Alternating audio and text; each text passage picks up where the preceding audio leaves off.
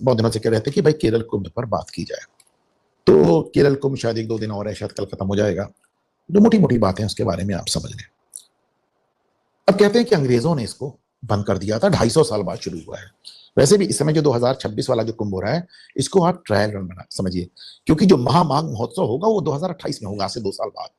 मुझे उम्मीद है, देखिए अब वामपंथी सरकार है, उसके बाद जीतेगी भी तो राहुल गांधी की सरकार आएगी। ये दोनों इतने किस तरह के लोग हैं आप जानते हैं। कायदे से इनको, मुझे अभी भी याद है 2001 में उत्तर प्रदेश में कुंभ हुआ था, उसके बाद उज्जैन का कुंभ था, मुझे ठीक याद ही है। और वहां पर मुख्यमंत्री थी उमा भारती। तो उन्होंने साहब स्पेशल प्लेन भेजा था उत्तर प्रदेश और कहा था जो जिन अधिकारियों ने कुंभ कराया है वो हमारे यहाँ एक एडवाइजर बन के आए और उज्जैन के कुंभ में हमको सलाह दें। कायदे से केरल में भी यही होना चाहिए 2028 के लिए।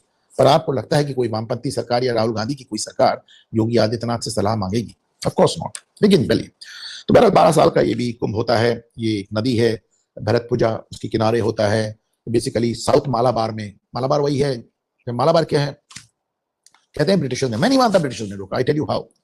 बेसिकली यहाँ पे हैदर अली, आप अच्छी तरह जानते हैं कि साहब उसका शासन था और उसने कुछ ही दिनों में 4 लाख हिंदुओं को कन्वर्ट करके मुसलमान बनाया था। मारा तो बहुतों को था, 4 लाख को कन्वर्ट किया था। अब उस समय पॉपुलेशन कितनी होती होगी आप सोचिए, आज से 300-400 साल पहले। तो उस छोटी सी जगह मालाबार में उसने 4 लाख हिंदू कन्वर्ट कर दिए। तो इस इलाके का पूरा डेमोग्राफी बदल गया। फिर हैदर जब वहां से भागा, अंग्रेजों ने खदेड़ा, तो अंग्रेज आए तब तक 4 लाख वहां पे एडिशनल मुसलमान तैयार हो गए थे। और उन्होंने वही किया जो आज कर रहे हैं। उन्होंने कहा तो मुस्लिम इलाका है, यहाँ पे हिंदू कैसे कुंभ करेगा। पहली बार कुंभ रोका था हैदर अली ने, फिर हिंदू करता रहा। फिर जब 4 लाख एडिशनल मुसलमान तैयार हो गए तो मुसलमान इलाके में हिंदू कैसे कुंभ करेगा। अंग्रेजों ने तुरंत उनकी बात मान ली, कहा ये मुस्लिम इलाका है, यहाँ कुंभ नहीं होना चाहिए, बंद हो गया। ये आज भी हो रहा है। आज भी हम कितने वीडियो देख रहे हैं, हमारा इलाका है, हम तुमको जय श्री राम नहीं बोलने देंगे, हम तुमको जुलूस नहीं निकालने देंगे, हम तुमको शोभा यात्रा नहीं निकालोगे तो पत्थरबाजी करेंगे। शोभा, वही चीज जो 250 साल पहले हुई थी आज तक हो रहा है। This is disgusting.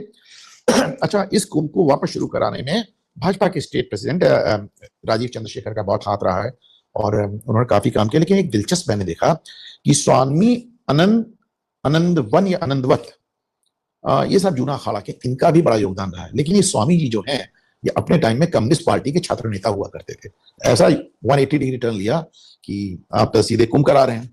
और जैसा कि हमारे गवर्नर साहब ने कहा केरल में कि ये सनातन का पुनर्जागरण है केरल में मायने रखता है। अच्छा, उसमें भी देखिए क्या कर रही है विजयन सरकार। आपने देखा ना हमारे कुंभ में वो पॉन्टून ब्रिजेस होते हैं, एक टेम्परेरी ब्रिजेस बनाते हैं नदी के 2 पार। सरकार ने ब्रिजेस नहीं बनाए, रोक दिए। फिर बड़ा हंगामा हुआ। फिर विजयन सरकार को लगा यार चुनाव सर पे।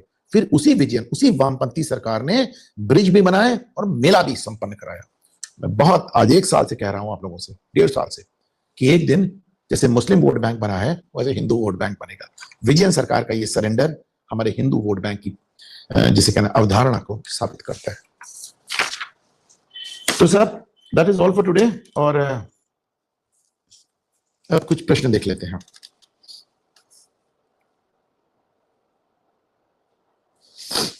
अंजू जोशी कह रहे हैं कि जो लोग कन्वर्ट हो जाते हैं क्या उनका मन नहीं करता अपने रूट्स की तरफ लौटने का? अच्छा रुके, एक बड़ी बात बताना भूल गया, प्लीज प्लीज प्लीज। जो बात मुझे सबसे बड़ी आज की लगी वो तो मैं बताना ही भूल गया। मैं देखता क्वेश्चन आंसर सेशन होते ही बहुत लोग छोड़ के चले आते हैं, हो सकता है छोड़ के चले भी गए।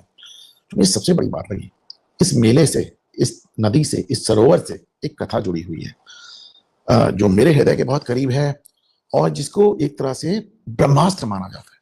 ब्रह्मास्त्र, भगवान विष्णु ने स्वयं कहा कि ये स्तुति जो करेगा मैं उसके सारे संकट हर लूंगा। और उस कथा का नाम है गजेंद्र मोक्ष। तो आपको याद होगा वो एक राजा जो अगस्त मुनि के श्राप से हाथी बना और कैसे कितनी उसकी सैकड़ों पत्नियां थी, हजारों उसके बच्चे थे, हजारों का खानदान था। और मगर ने, जो मगर था वो भी एक गंधर्व था, हु करके शापित था। तो उसने पकड़ लिया, महीनों तक वो मगर से युद्ध करता रहा। एक एक करके उसके पत्नी, बच्चे, खानदान सब छोड़ के चले गए। जब चले गए तो अंत में उसने वो स्तुति की, जो स्तुति भगवान विष्णु ने कहा है जो करेगा ब्रह्म मुहूर्त में भगवान उसकी सब कामना पूरी करेंगे। तो उस स्तुति की और भगवान विष्णु, और उसका सबसे सुंदर सीन जो है, भगवान कहते हैं भोजन कर रहे थे तो एकदम से चले, तो लक्ष्मी जी ने पूछा कहाँ, तो उन्होंने कहा हाथी। तो कहते हैं, लिखा है कि सब लक्ष्मी जी केवल हाँ सुन पाए, क्योंकि थी कहते कहते भगवान गरुड़ पे सवार होकर वहां उपस्थित हो गए। और उसका जो सबसे सुंदर दृश्य एक बार फिर से देखें कि महीनों से अपनी जान के लिए, अपने जीवन के लिए, अपने प्राणों के लिए जो हाथी स्ट्रगल कर रहा था गजराज, जब उसने एक बार वो पिक्चर दिखाएं तो जब उसने विष्णु जी को आते देखा तो वहीं सरोवर से अपनी सूंड से एक कमल उठाकर भगवान के चरणों में अर्पित किया। फिर भगवान ने गजराज को अपने दरबार में लिया और पार्षद बनाया अपना, और ये मगर को भी, जो मगरमच्छ था, इसको भी फाइनली मुक्ति दी इसके श्राप से। तो सब बहुत ही सुंदर कथा, और